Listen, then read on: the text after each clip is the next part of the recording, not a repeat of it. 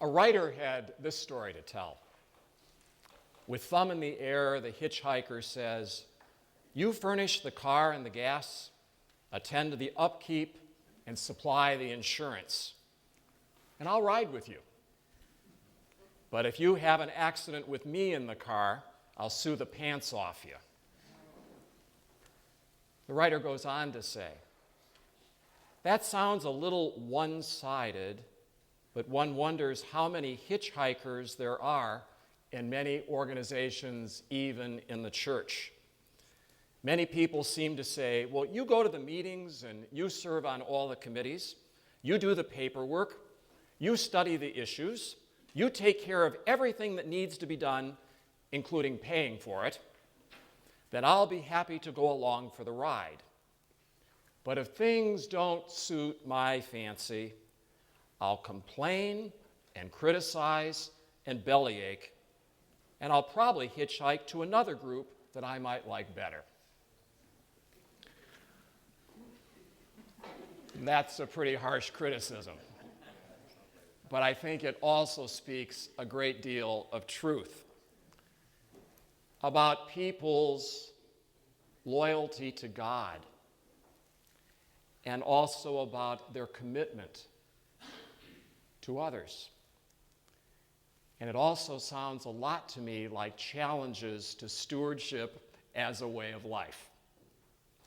I'm Father Tim O'Connor. I'm a priest of the Diocese of Cleveland, Ohio. I was ordained in 1975. I've served in parish life. I taught for a period of time at our college seminary, Borromeo Seminary. I was part of our cathedral staff. For 9 years, I was the secretary to our now retired Bishop Anthony Pilla. And for the last almost 16 years, I've been the pastor of St.Joseph Parish in Avon Lake.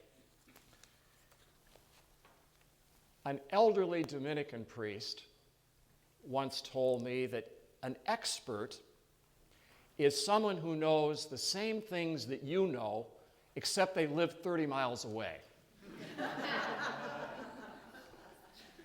Well, I'm very happy to have with us at this conference 5 members of St. Raphael's Parish in Bay Village, which is part of our 3-parish cluster. We're only 7 miles apart. So my credibility is probably really going to be threatened here. However, I don't come to you today as an expert. I'm coming to you as a witness to what stewardship as a way of life has helped us accomplish in St. Joseph Parish, Avon Lake. First, a little bit about the parish, because maybe this sounds like yours or a parish that you're familiar with, so that you can see what we're working with. When I came to St. Joseph Parish almost 16 years ago, we had 800 families. We now have 1,750 families. Avon Lake is currently a population of 25,000, and we're only 2/3 built out. So we still have a ways to go. Our parish was founded in 1949, which happens to be the year that I was born. And as I tell the parishioners, the parish is in a lot better shape than I am. We have a parish day school of 330 students, kindergarten through 8th grade. And today, our parish day school is staffed entirely by lay people. It was founded by the Ursuline sisters originally. Nearly all of our faculty and school staff are members of our parish. Our principal, Mrs. Patricia Vaquero, that Ann Miller knows, she's principal at St. Raphael's School in Bay Village.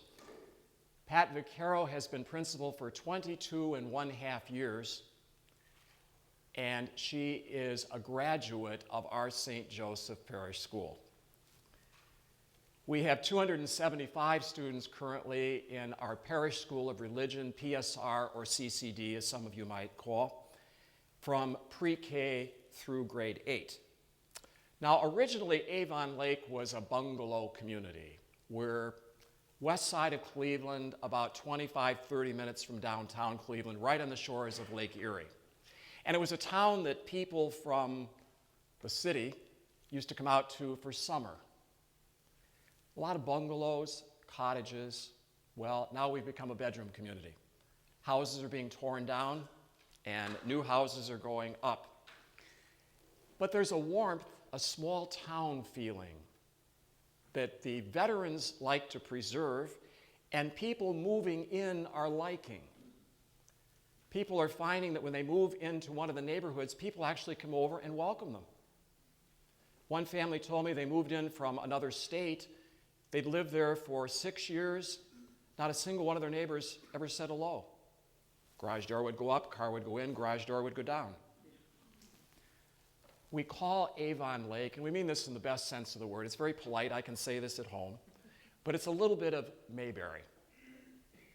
In the best sense. You go to the store to pick up some milk, and people talk to you.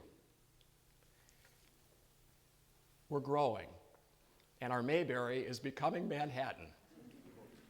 But we still like to keep that friendly, family, neighborly feeling. We have people in our parish that are founders of our parish from 1949, and their children have stayed, and their grandchildren have stayed. We find, though, in our parish experience that seniority in itself doesn't mean a whole lot. We have organizational heads that have been in the parish maybe 2 or 3 years because they were active in another parish. It's the same church. We're one family. And that has been a real strength. In fact, our parish motto is one family in Christ, and we try to live that motto. We reached out in August of 2004, and we became partners with St. Francis Xavier Cathedral in Nassau, the Bahamas. We're sister parishes. Listen, if you're going to twin with a cathedral, especially in a warm climate. But that's been working very, very well. We've also partnered with our school with the poorest and the smallest Catholic school on the island, St. Bede's Elementary School. When I came to St. Joseph's in 1995, the growth was already underway, and that may be what's going on in your parish right now. We had 8 classrooms with 35 children in most of the rooms, 1 of each grade, and a waiting list for most of the grades. Our church could seat comfortably 330 people, and at the end we had 600 people in there, crunched. You know how that is. We've since added 8 new classrooms to the school. We built a new church that can comfortably seat 1,300 people. We've renovated our original church into a parish hall, and we've added parking. And while there were lots of views that when we were doing the planning for this, should we enlarge the present church or should we build a new? The process was actually a very friendly one. It built us. Our architect used to say, you have to build the church before you build the church. And I found that very, very wise. Now, in terms of stewardship as a way of life, that's a little bit about us as a parish. In June of 2005, the Diocese of Cleveland invited Catholic stewardship consultants to come to our diocese for a day. And they went to one of our Catholic high schools, and we were all invited to attend. Now, I have to tell you, for those of you who are conference goers in dioceses, I thought to myself, if I go and get one good idea today, it'll be worth the day. Well, to my surprise and also to my happiness, I got plenty of good ideas. There was one idea that hit me early on in that conference, was this one. And I wondered why I never thought of it before. At the time when I went to this conference, we were in our 3rd 3-year back-to-back capital campaign. 9 years of capital campaigning back to back. And I had wondered, with all of this and all the information that goes out for those of you who have done those kinds of things, why the participation level in the parish hadn't increased to the extent that I thought it would. We were communicating. And then it dawned on me during that conference. Capital campaigns concentrate on the treasure with the hope that the time and talent will follow. Stewardship concentrates on the time and the talent with the good hope that the treasure will follow. How obvious, I thought to myself. What are the things that I write checks for? Things I'm interested in, things I'm involved in. The rest of them go right in the wastebasket, like I'm sure yours do too. Why would the church be any different? When 1/3 of our parishioners are very active, always there, 1/3 are there somewhat, 1/3 are there rarely, if ever. Well, with the 2/3 that are not there faithfully, regularly, why is their participation going to increase? Because I'm asking them for money over 9 years of time. Isn't that obvious? And I didn't get it till then. Now, I grew up in a stewardship family. My parents taught me since I was a little kid how to tithe. I remember my allowance being 50 cents. And out of that allowance, the first thing I had to do was write out my Sunday collection envelope. And I learned to write .05. I learned that was 10% of 50 cents. I thought everybody did that.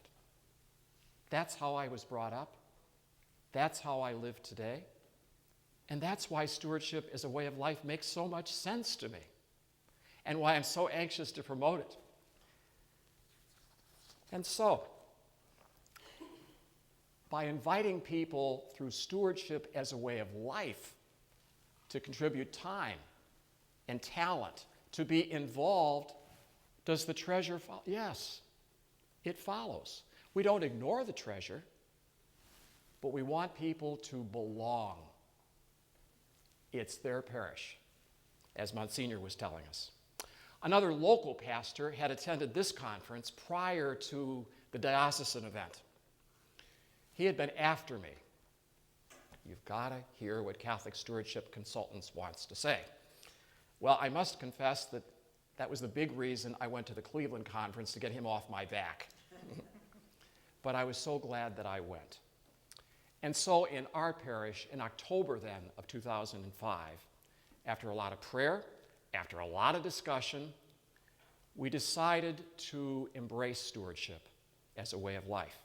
Now, our finance council, their advice to me was, well, Father, let's try stewardship for 1 year, and we'll see how it turns out.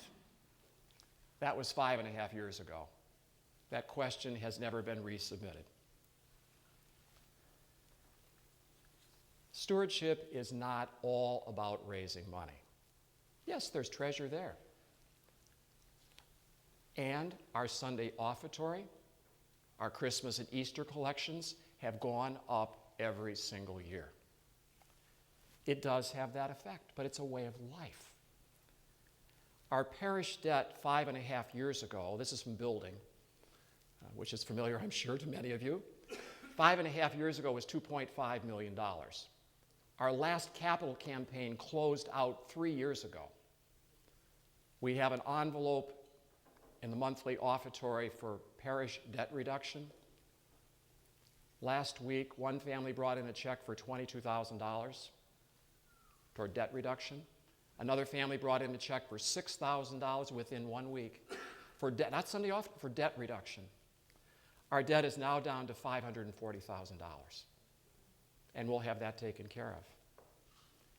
Does stewardship as a way of life have something to do with this? I'm a witness to that. Yes, it does. We want people to belong. We want people to be engaged. There's a rhyme that I ran across early in my priestly ministry by Edwin Markham that I'm sure some of you know as well.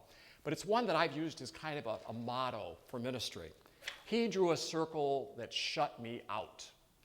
Rebel, heretic, and thing to flout. But love and I had the wit to win.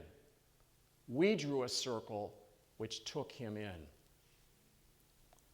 I find in ministry that circle is sometimes so thin, that line. But when somebody is on the outside of the circle, the other side of that line, they don't feel like they belong, like they have any place. And what can the church family do for them? But if I can help, if you can help to get somebody just on the other side of that line, so they're inside the circle, boy, with God's grace, with God working through us, we can bring that person closer and closer and closer to the center of the family life. I know of people like that, and I'm sure you do too. Participation in the life of the church is so dependent on someone's feeling included, that they belong. A question that I heard all too often at parish meetings was this one. Does the parish know about this? You've heard that too. We need to communicate better. Well, we do. We're never done with that. We have a parish newsletter.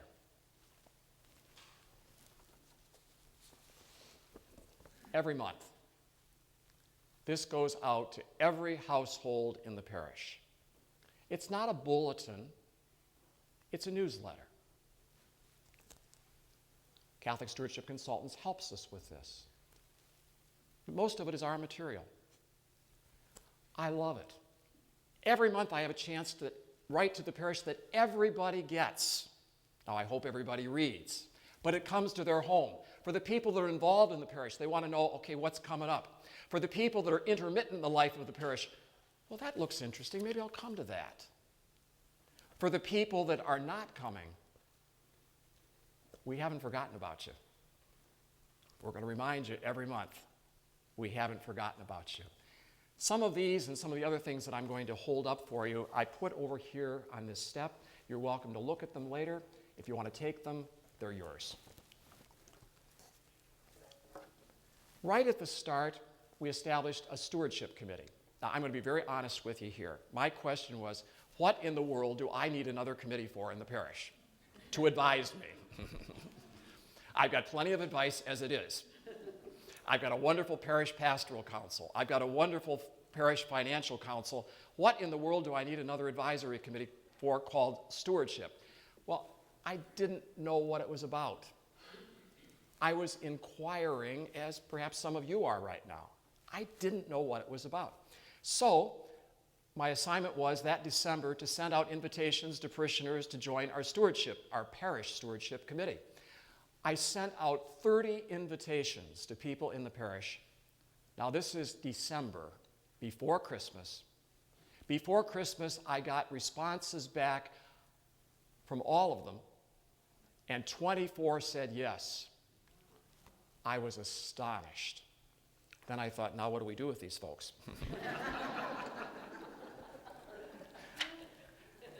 I began learning. They are some of the, if I can say, funnest meetings that I go to at our parish. It's not problem solving. It's how to engage, how to further. They're wonderful. And our membership stays about 30 people. It's part of our stewardship commitment. Now, I also tell you, my temperament is probably more A than B. But I don't feel any need to manage the stewardship committee. They've come up with some things that weren't exactly my cup of tea. Like, for instance, the ministries brochures. This is this year's, which I love. It's entitled, A Place to Belong. A place to belong. Sounds a bit like Monsignor McGreed, doesn't it, from this morning? Well, they've come up with some other ones that, but we went with them. But what I was so happy about is I was learning that not everybody in the parish has the same preferences that I have. Not everybody learns the same way that I do. We all have some different ways of doing that. And my only question is this approach something legitimate? As long as it's legitimate, let's try it. And it also makes me realize that we need lots of carriers of the message. We need to take that same message of Jesus Christ with some different voices, with some different ways. Stewardship as a way of life helps us engage people so that more people can be invited to belong. What have I seen? Growing commitments to daily Mass attendance, Eucharistic holy hours, personal prayer. This has been reflected in our annual commitment. Seeing people at prayer and hearing about their personal and family prayer experience is really encouraging to me. And since we embraced stewardship as a way of life in the fall of 2005, 3 young men from our parish entered the seminary. I've also found it much easier to talk about stewardship and include time, talent, as well as treasure. The first few months when people heard me say stewardship, one of the comments was, "Here he goes again, it's another cleverly disguised capital campaign."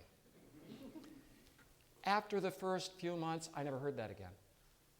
It's a happy word in our parish. It does not mean simply fundraising. It's a way of life.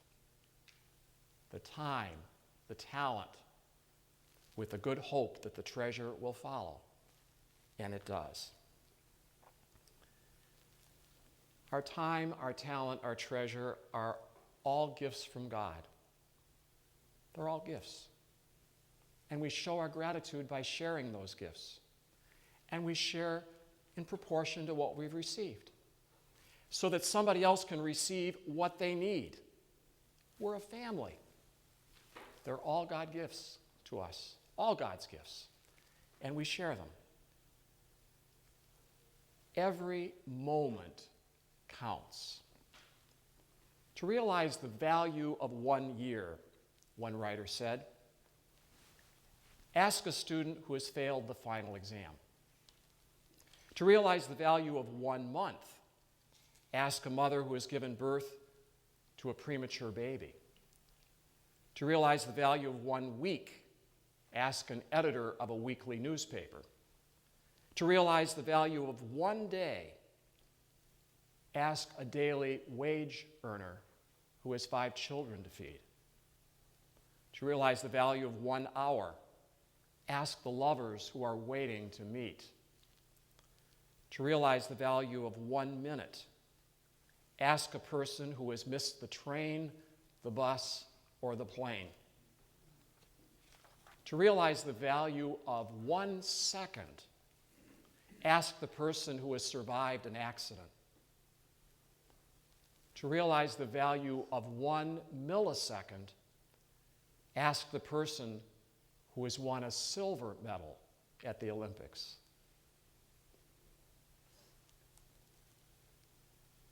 The treasure we have been given, our time, our talent, and our treasure. We're having our 6th annual Ministries Fair this weekend. I can't wait. It's a blast. Our Commitment Sunday will be the first Sunday of Lent. This is what we're doing with Ministries Fairs. Now, we had them even before I came to the parish 16 years ago. But now working with stewardship, embracing stewardship as a way of life, these fairs have gotten stupendous. This is what we're doing. We've done this the last couple of years. I will preach on stewardship this weekend. I never get tired of doing that, inviting people's commitments. It's also our Catholic Charities invitation weekend, how well those fit together. After Mass, people are invited, in the way our place is laid out, they go from church There's a gathering area, of course, attached. That's attached to our former church, which is now our social hall, which is attached to a school corridor that goes this way and a school corridor that continues this way, and it ends in the gym. We will have 50 tables set up, and their ministries heads and groups are competing for the best tables. Amazing what you can do, PowerPoint in a little area. People will be invited to go all the way down those corridors. If they end up in the gym on Saturday night and Sunday night after the Masses, they're treated to a free chili dog supper. Sunday morning after those Masses, they're treated to a pancake and sausage breakfast free. We want people to belong. We want them to participate. What does this do? It gets members of our parish to use their time and their talent and their treasure to do these things. We want people to come. And what happens? Well, the kids are involved, helping decorate the tables and do the cleanup, and adults are cooking, and new parishioners, come on, help us. You're new, come on in. They meet other people. They clean up. It is a major success every year. It's fun. Stewardship as a way of life is not a penance. It's a way of life. What are some of the fruits of stewardship in our parish? Well, we define stewardship as a way of life, not as a program. Embracing stewardship as a way of life is enabling our parish to become better disciples of Jesus Christ. In fact, we could not do some of the things we're doing without our commitment to stewardship as a way of life. Now, I was very grateful to have been invited to this conference a year and a half ago to speak, and my topic was the same one as today, reflecting on our parish's experience in developing stewardship as a way of life. I look back to what I had said here a year and a half ago. I thought, well, that's very nice, but we're not there anymore. Some of the ideas I could use, a lot of it I couldn't use. Now, I say that happily. We're not there because I thought it was great then, but we've grown from then. And what I'd like to do now is a little bit, this is now going into our 6th year. What I'm seeing, I hope to give you courage. Now, this is an idea that has been dawning on me. I don't know whether anybody else thinks this way or not, but I'll let you into my thought process. I'm thinking now of stewardship as a way of life, as one member of a Trinity. Now, you remember Trinity, when we talk about God, 3 distinct persons, but one God. I'm seeing stewardship as one person of this Trinity. I'm seeing a second person of this Trinity being faith formation, religious education, Catholic schools, inspiration, lots of titles. And I'm seeing the third one being evangelization and re-evangelization. Well, I'm talking about my experience in our parish right now. That's where this is coming from. What I'm finding is that stewardship is really foundational, and that stewardship engages people, that leads to faith formation, which inspires people.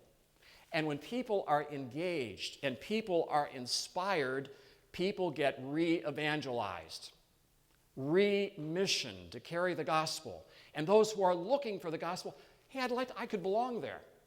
I could be engaged there. I could be inspired there. I've got something to do. I've got something to carry. So I'm seeing stewardship, faith formation, evangelization, re-evangelization as a bit of Trinity. But stewardship is the foundation. If stewardship is knocked out as a way of life, if people aren't engaged, how many are going to stay around to be formed? How many are going to be missioned or re-missioned? So I'm seeing stewardship in action. I'm going to point out a number of things that have happened in just about the last year and a half. building on where I was before. These are examples now of stewardship in action that will touch many of them, faith formation and evangelization, re-evangelization. But they begin with stewardship. And stewardship benefits from the others. And what is the unity? Being a disciple of Jesus Christ. Being even better disciple of Jesus Christ. Let me explain. Stewardship in action. Through the generous gift of someone in our parish, we were blessed with a 3-night retreat, November of 2009, by Matthew Kelly. Many of you know him. 37 years old, Australian-American, preaches, evangelizes throughout the world. How many bestseller novels of his work on the New York Times bestseller list? He came to our parish for 3 nights. Someone, as a stewardship gift, paid for the whole thing. No tickets, paid for the whole thing. Now, I was nervous the first night because I thought, what if only 50 people come? Oh boy. Church was packed. We seat 1,300. Church was packed. Well, that's the first night. Second night, packed church. Third night, packed church, and they're wanting more. Matthew wants to come back. He's coming back to us again in November this year, November the 12th. Now, I tell you that because that is a stewardship gift. That's where it came out of. But it touches faith formation, inspiration. It also touches evangelization, re-evangelization. He has really caught on. Now, please understand, what I'm doing today is not giving an infomercial. I am not here to do a promo so that you all sign up for Catholic Stewardship Consultants. I'm happy to tell you that I'm very delighted with what they do, but that's not my purpose. It's to witness. Nor am I giving a promo here for Matthew Kelly. But I have to tell you, this is part of our parish experience, and I can't tell the story of our parish if I don't tell it this way. This is the only way I know how to tell it, and I'm happy to tell it this way.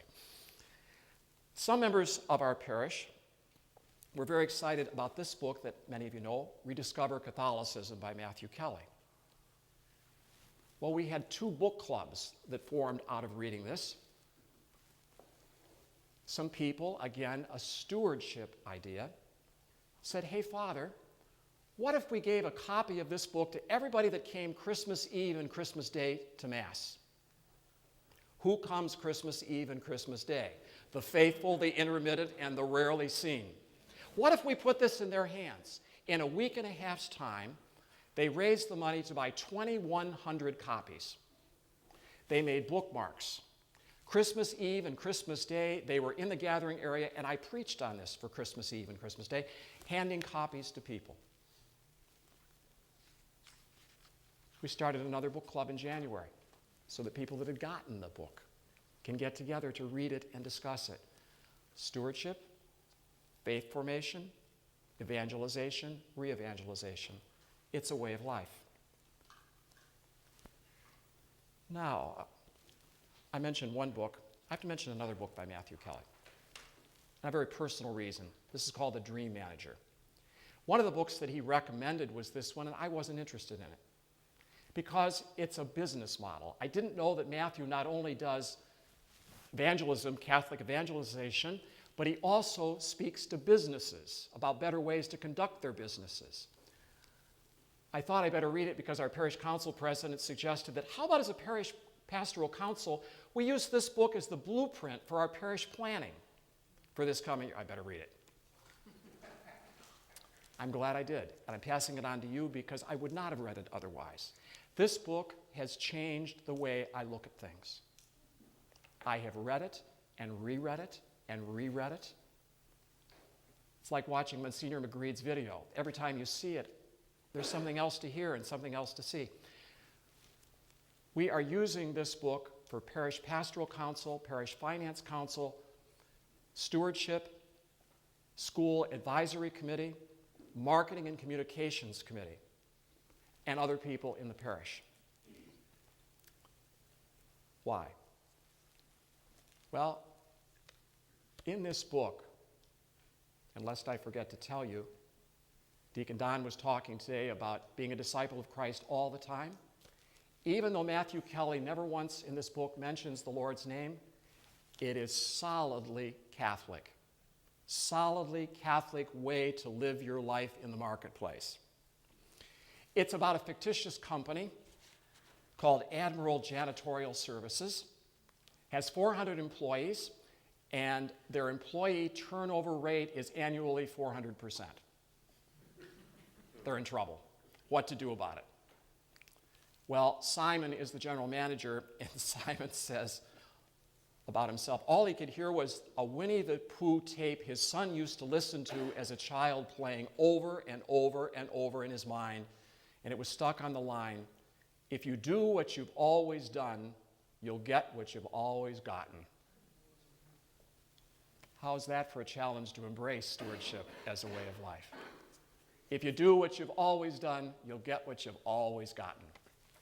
Well, this is the part where my conversion came in, and this ties in again with stewardship, and I'll show you why. I was reading this book. I was on page 26 and page 27. I was reading it obediently, and this is what I came across. In many ways, we are our dreams, but people stop dreaming because they get caught up in the hustle and bustle of surviving. And once we stop dreaming, we start to lead lives of quiet desperation, and little by little, the passion and energy begin to disappear from our lives. That was me. I read that line. That was me. I've been building and planning, and I'm the only priest in our parish. At the moment, I don't have a deacon. I don't have a pastoral associate. 1,750 families, a school. What I'm supposed to do is get my work done. So I put aside the dreaming. And I realized I'm at my best when I'm dreaming about things and planning. Dreaming about stewardship as a way of life. Dream. So I started. That's when I issued books. And we're looking at this. Everything great in history has been built by people who believed that the future could be bigger than the past. This is a book about the power of dreams. And I ask you today, what's your dream? What is your dream? Do you know? What's your spouse's dream? Your kids' dreams? Your friends' dreams? Have you stopped dreaming? Do you know when you stopped dreaming? Do you know why? So put aside fear. Have courage. Dream about stewardship as a way of life. In 2006, Catholic stewardship consultants helped us with a parish survey. And one of the things that people mentioned in that survey was, Father, how come, let's have a Sunday night Mass. That would be great. My response was, I'm the only priest here. I have no weekend help. I have the 4:30 Mass on Saturday. I have 8 o'clock, 10 o'clock, and 12 o'clock every Sunday. I can't put on a fourth Mass on Sunday. Well, that seemed to satisfy him. Well, after the dream manager, thinking about how I use my time and my talent in terms of stewardship as a way of life, well, all right, what if we move the Masses around a little bit? Instead of 8, 10, and 12 on Sunday morning, how about 8:30, 11 o'clock, and 5 p.m.? We started kicking that around as a staff. We had a church that seats 1,300. All right. I got going further. And Sunday is the Lord's Day. How can we reclaim Sunday as the Lord's Day? Let's center our week on Sunday and make it a special day and not just a day when it's like any other day except get to Mass. I was thinking about Parish School of Religion children coming after a long day of school. That's what we were doing. They've just been to school all day. Now they're going to come to another classroom, and they're going to sit there for another hour and 15 minutes. How about if we do that on Sunday? Reclaim the idea of Sunday school. So what we did, pre-K through 5, we have between the 8:30 and the 11 o'clock Masses on Sunday, so they can go to 8:30 Mass, stay for class, or go to class, stay for 11 o'clock Mass.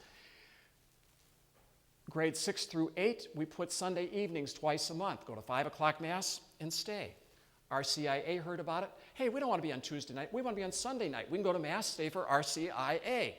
Part of the survey, people wanted, in terms of stewardship, time and talent, scripture study. They wanted more information about the we're looking to do those things on Sundays. Well, if we're all getting together and hanging around on Sundays, why don't we have coffee and donuts every Sunday? Stewardship is a way of life starting next month, every single Sunday. With 50 ministries in the parish, a person volunteered their time and their talent to coordinate it, and a different ministry every weekend. They can make themselves and their ministries known and invite people. Stewardship as a way of life. And you know what? I've not had a single complaint about the Mass schedule change. Imagine that. The one thing you dare not change, that everybody has an opinion, their favorite.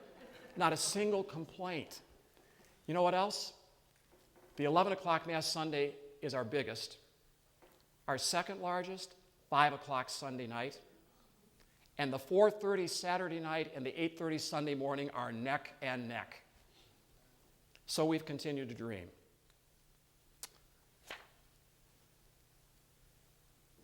And what's happened? Our attendance for Mass is up. Evangelization, re-evangelization. Using our time and our talent. Our treasure is up. We were averaging about 1,700 people for a weekend of Masses a year ago. We're about 500 more per weekend than we were 12 months ago. I believe in Catholic education. My dream has been to have a school without tuition, and I finally found there was a place that did that here in the Diocese of Wichita. I announced this year, in September, with the full approval of our Parish Pastoral Council, Parish Finance Council, and School Advisory Committee, that for the academic year 2011-2012, we are going to start reducing tuition, and we are. Where's it going to come from? Stewardship as a way of life. And I'm looking eventually to eliminate it. Not to be competitive, not to compete. That's not the reason. That isn't the reason. Look what we have, the opportunity we have to impart our Catholic faith from kindergarten through 12th grade. We're never going to have that opportunity again like that. Let's make it available.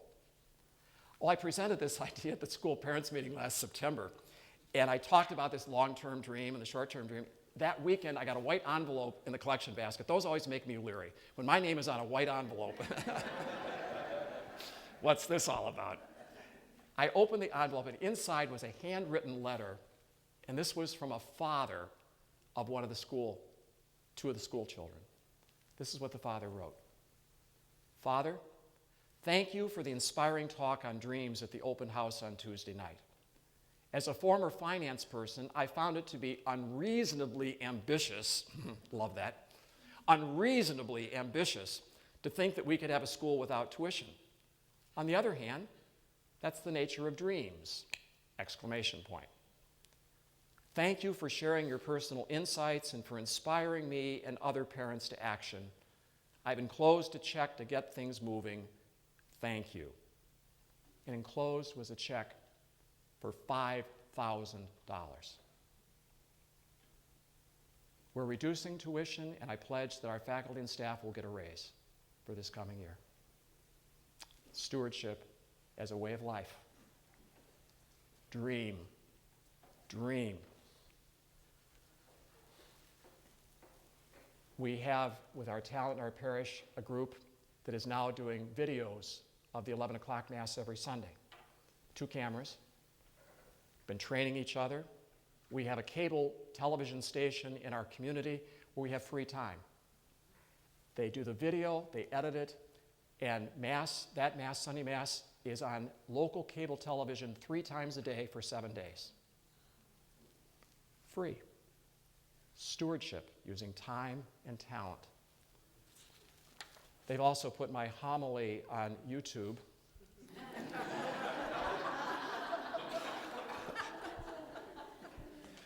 Boy, is that intimidating. But helping people belong, getting people involved, reaching out. Stewardship as a way of life. Our time, our talent, and our treasure. A lot has happened in our parish since we embraced stewardship as a way of life. It strengthened our faith formation. It strengthened our evangelization and real evangelization, not finished. And they, in turn, have helped to strengthen stewardship as a way of life, helping us all really to be better disciples of Jesus Christ. Father John is going to talk about the pillars of stewardship, but this is an idea that occurred to me recently.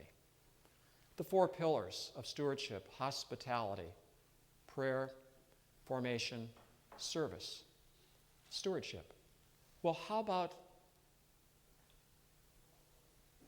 education in our Catholic faith in all of its forms? Does that take hospitality? Yeah. Prayer? Formation? Does it involve service? Yeah. How about evangelization and re-evangelization? Hospitality? How in the world are we going to evangelize if people don't feel welcome? Hospitality? Yeah. Prayer? Of course.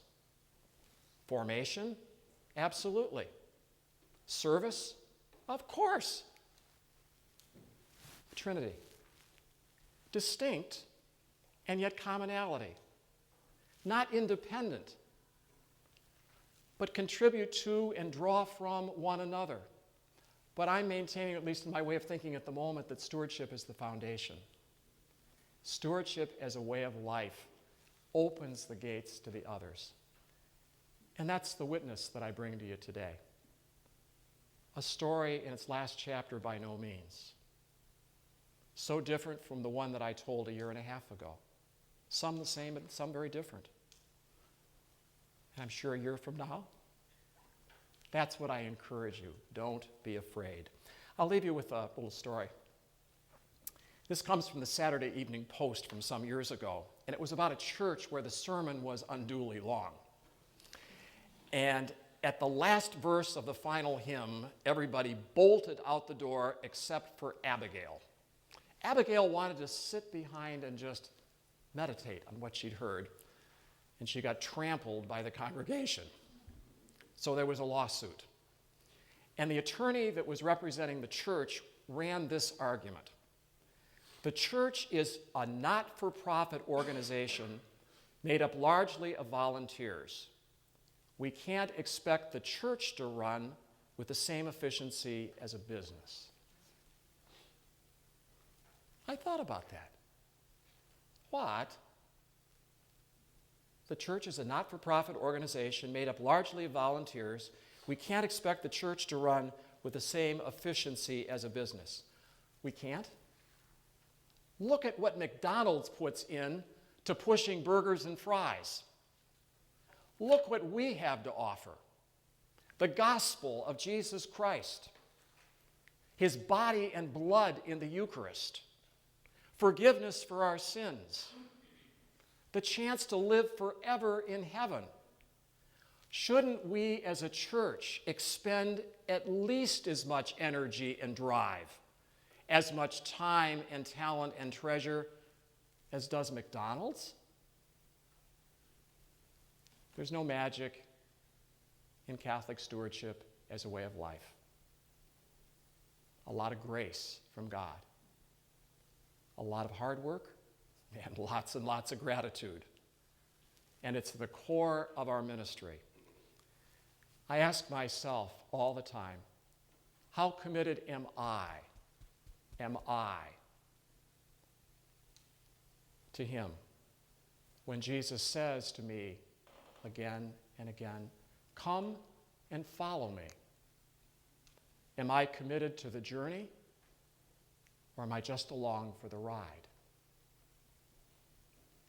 I hope that he finds me faithful and not simply hitching a ride. And so I say to you, don't be afraid to dream. Don't be afraid to dream about stewardship as a way of life. Take courage. And I thank you, fellow disciples, fellow stewards of God's bountiful blessings.